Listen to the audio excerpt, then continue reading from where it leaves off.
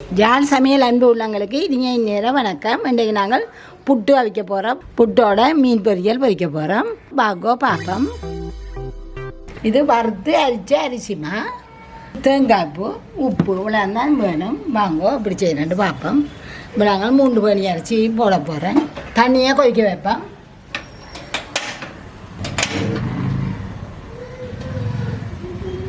இப்போ 3 பணி அரிசி போட போகிறேன். இதுக்குள்ள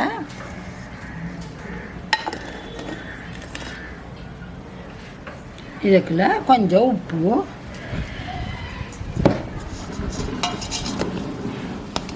நல்லா பரவி விடுங்க. நாங்கள் முதலும் புட்டுகள் போட்டாங்க. திரும்ப திரும்ப புட்டை இப்படி அவிக்கிறாண்டு கேட்குறீங்க. இந்த செய்து காட்டுறேன் பாருங்க.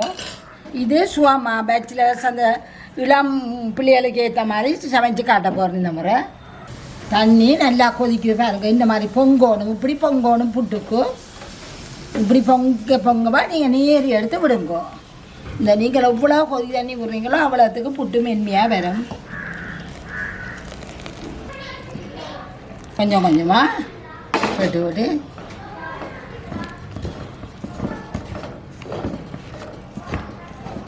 எனக்கு நெடுகைது குழைச்சி இந்த அளவுக்கு. அப்போ தண்ணி எவ்வளோ விடுறேன்னு நான் விடுறேன். நீங்கள் கொஞ்சம் கொஞ்சமாக குழைச்சி விடணும். இதுகள் தண்ணி அளவெல்லாம் சொல்லிடலாது. 2 சுண்டுமாக்கு 2 சுண்டு தண்ணி அப்படி சொல்லிடலாது புட்டதுகளுக்கு. நீங்கள் விட்டு கொஞ்சம் கொஞ்சமாக பக்கத்தில் கொதிக்கிற தண்ணி இருக்கும். விட்டு எல்லா மாவும் தண்ணியில் நனைகிற மாதிரி வரணும். உங்களுக்கு எல்லா மாவுலேயும் தண்ணி வரணும்.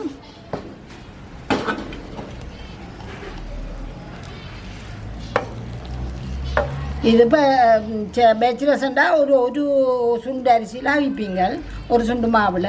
அப்போ கவனமாக விட்டு கொஞ்சம் கொஞ்சமாக விட்டு குழச்சிக்கண்டா சரி. இந்த புட்டும் நாங்கள் அன்றைக்கு ஒரு முட்டை பொரியல் போட்டுனாங்க, அதுவும் நல்லா இருக்கும். இன்றைக்கு ஒரு மீன் பொரியல் போடுவோம், அதையும் பாருங்கோ. எது உங்களுக்கு சுவமோ இது வசதியோ அது மாதிரி செய்து சாப்பிடுங்கோ. இது அரிசிமா தனியாக. இந்த அரிசி தனி சிவப்பு அரிசி, முழுப்பச்சை அரிசியை கழுவி காய வச்சு இடித்து வறுத்து எடுத்தது. உங்களுக்கு அரிசிமா செய்கிறதுகள் வேணுமெண்டா அதுகளை போடுவோம். அவசரத்துக்கு வீட்லேயே திரித்து எடுக்கலாம்.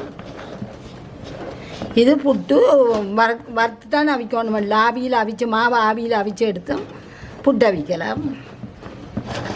சரி வேறுங்க. இப்போ என்ன மாதிரி வந்திருக்காங்க. எல்லா மாவுலேயும் தண்ணி வட்டுருக்கு.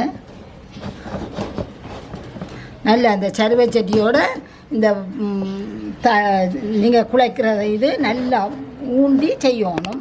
கொஞ்சம் தள்ளி அது அமர்த்தி என்ன தான் நல்லா நசிவட்டு எல்லா இடமும் படும். இதை குழைச்சி கொஞ்சம் சுடுவது. நாங்கள் அதுக்கிடையில் புட்டு பானியை அடுப்பில் வைப்போம்.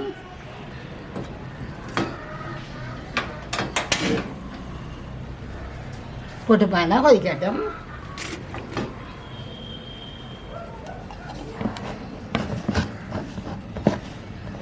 நான் இப்போ இன்னொரு தட்டை எடுத்து குழைச்சி காட்டலாம்.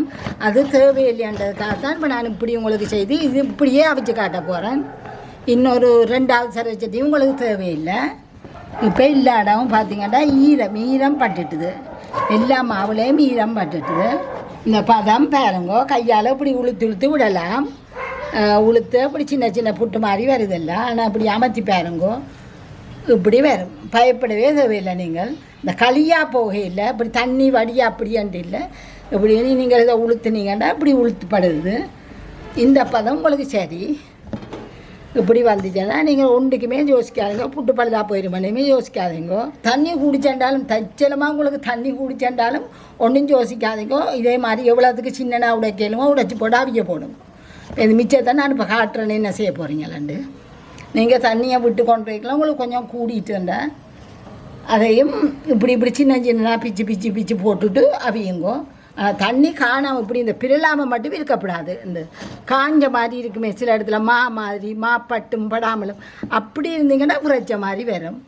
இப்படி செய்தீங்கன்னா நாங்கள் கொத்தி அவிக்கிறாலும் பார்க்க நல்ல ருசியான புட்டு உங்களுக்கு அவிக்கலாம். ஒன்றுமே செய்யலை. இப்படியே எடுத்து போட போகிறேன் பாருங்க. போடைக்கில் இந்த இவ்வளோத்துக்கு உடைக்கலுமோ உடையுங்கோ. அப்படி உடைக்கையில் இப்படி பெருசு தான் வந்துச்சுன்னா அதுக்கும் யோசிக்காதீங்கோ, அதையும் மல்லி போடுங்கோ. இந்த பெருசாக கூடிய அளவு உடைக்கிறதுக்கு பாருங்கோ.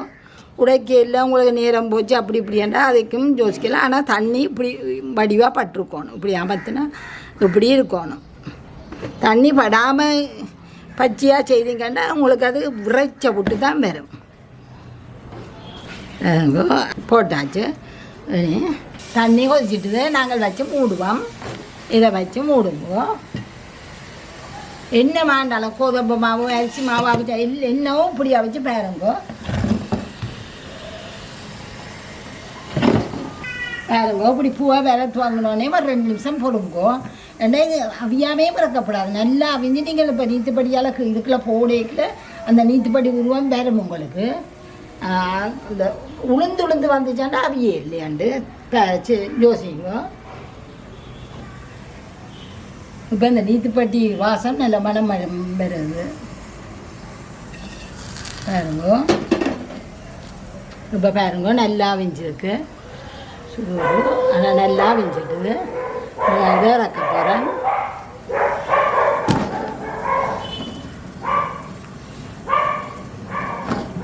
இது நான் அடித்து இறக்குற வழியாக தான் இது என்ன இல்லை அப்படியே முழு நீத்துப்பட்டி மாதிரி இது மாதிரி அப்படியே ஃபுல்லாக வந்து ரங்கும். இதை நான் இப்போ உளுத்து விட போகிறேன். இது நல்லா ஆறணும். இதில் 2-3 விஷயம் நீங்கள் கவனிக்கணும். இந்த புட்டு நல்லா ஆற விடணும். நீங்கள் ஆற விடாமல் செய்தீங்கண்டா களி தான் வேறு நான் சொல்கிற மாதிரி செய்தீங்கண்டா. இது இப்படியே நல்லா அவிய விடுங்க, ஆற விடுங்கோ. இப்போ நான் அடுத்த இடம் போட போகிறேன். இப்படியே புட்டே அவிச்சு எடுங்கோ. எனக்கு 3 நீத்துப்பட்டி வேற போகுது. 3 சுண்டு மா போட்டபடியே எனக்கு 3 வருது. இப்போ ஒரு சுண்டு போட்டிங்கன்னா வடிவாக காணும். 2 பேருக்கு 3 பேருக்கு காணும். சின்ன குடும்பத்துக்கு காணும்.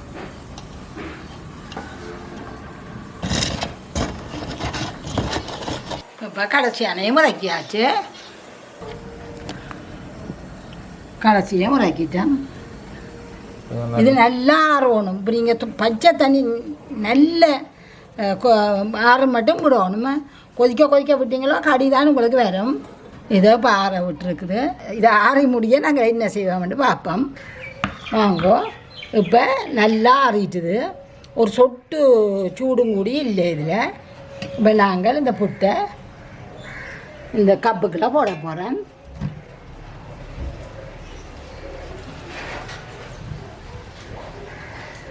ஒரே ஒரு சர்வச்சட்டிலாம் குழைச்சதும் அவிச்ச எல்லாமே ஒரு சர்வச்சட்டிலாம் செய்தனால்.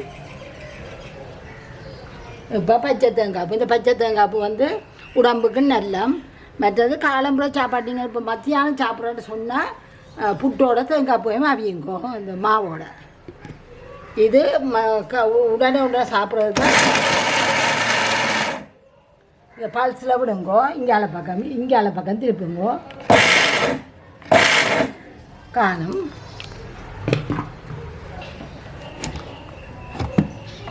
பாருங்க நல்லா புட்டு வந்திருக்கு உங்களுக்கு.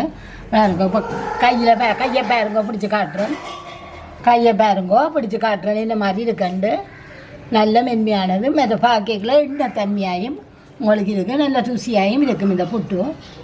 நல்ல மென்மையாக இருக்குது. நல்லா சுடு தண்ணி விட்டு அவிச்சு தண்ணிங்கன்னா நல்ல மென்மையாகவும் இருக்கும். இது நீங்கள் ஆஃபீஸுக்கு வேலைக்கு போகிறதுக்கு இடையில் கெதியாக வச்சு முடிச்சு போட்டு போகலாம். இதே மாதிரி எல்லாத்தையும் செய்து முடியுங்க.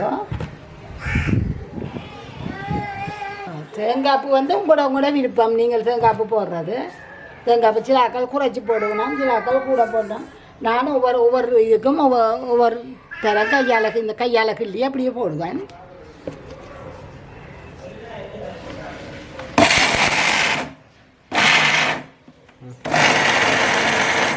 இப்போ 2ஆம் தரம் உரைக்கிறேன். இதே மாதிரி எல்லாத்தையும் அவிச்சு இறக்குங்க.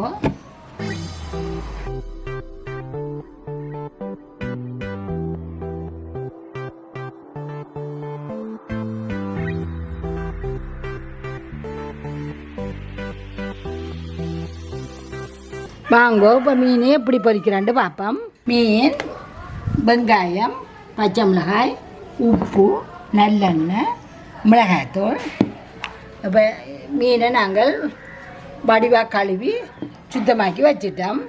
வடிவாக உப்பும் மஞ்சளும் போட்டு தான் வடிவாக கழுவுனாங்க. கழுவி திருப்பி நல்ல எண்ணெயில் கழுவி எடுத்து வச்சுருக்குறோம்.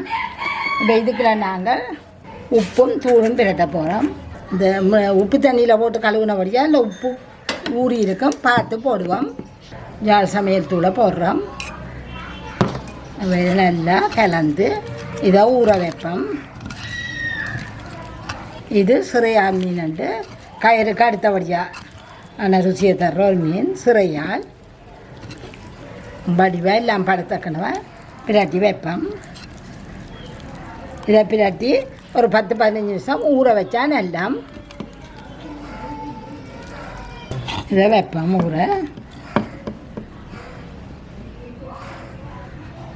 இதை ஊற வச்சுட்டு நீ வெங்காயத்துக்குள்ளேயும் கொஞ்சம் போட்டுட்டு இப்போ ஊற வைக்க போகிறோம்.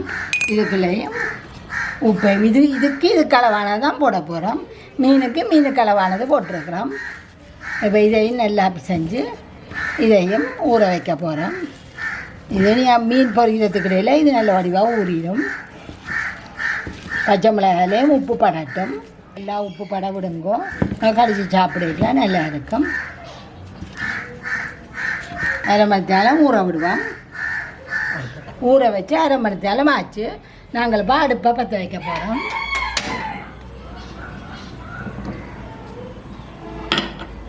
நாங்கள் பாவிக்கிற எண்ணெயை விட போகிறோம். நாங்கள் நல்லெண்ணெய் பாவிக்கிறோம். நல்லெண்ணெயை விடுறோம். காணும் இது 3-4 தேக்கரண்டி கிட்ட வரும். எண்ணெய் கொதிச்சிட்டு இப்போ நாங்கள் மீன்களை அடுக்க போகிறோம். இனியும் ஓரளவு மெல்லியன்னு எப்படியே வையுங்கோ.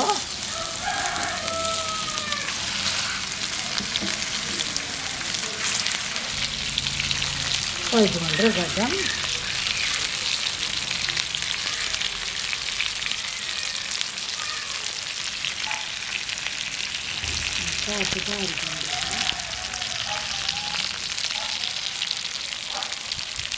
இது நாங்கள் புட்டோட தான் கூட நல்லா இருக்கும். இந்த பொரியல்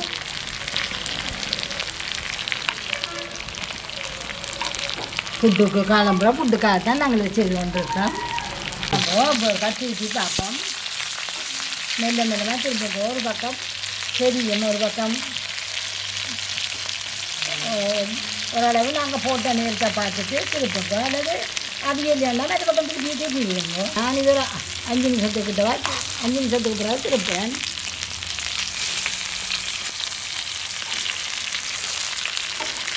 திருப்பி பார்க்குறதா அவியாட்டி நாங்கள் திருப்பியும் விட்டுட்டு தேர்ந்து கொஞ்சத்தால் திருப்பலாம்.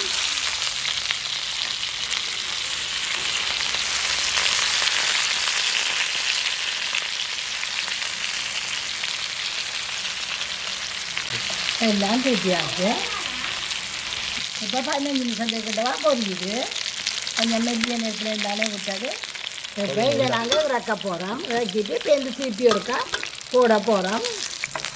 இந்த நிறத்தில் நீங்கள் எடுத்துக்கிட்டா சரி. நல்லெண்ணெயில் பொரிக்கிற வழியாக இந்த நல்லெண்ணெயை மிச்சப்பட மாட்டோம். அதை இதை இப்படியே போட்டுட்டு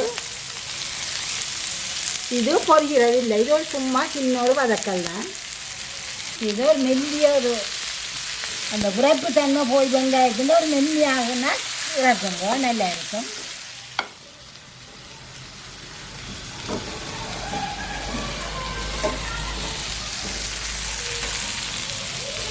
இப்போ சொட்டு எண்ணெயும் இல்லாமல் அந்த கிடந்த எண்ணெய்க்குள்ள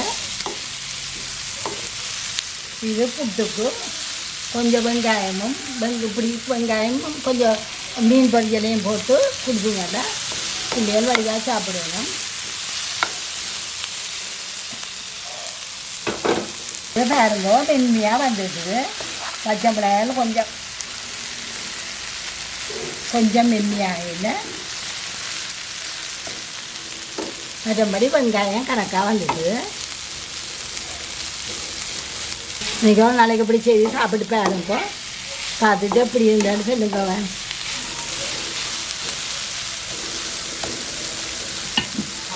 நாங்கள் இதுக்குள்ள இந்த மீன் பொரியல்களை எடுக்க போகிறோம். இது இப்படியே மெல்லிய நெருப்பில் ஒரு 5 நிமிஷம் விடுவோம். எல்லாத்தையும் எடுத்து அடுக்கி போட்டு வெங்காயத்தோட பிள்ளைகளுக்கு மீனையும் கொடுப்போம்.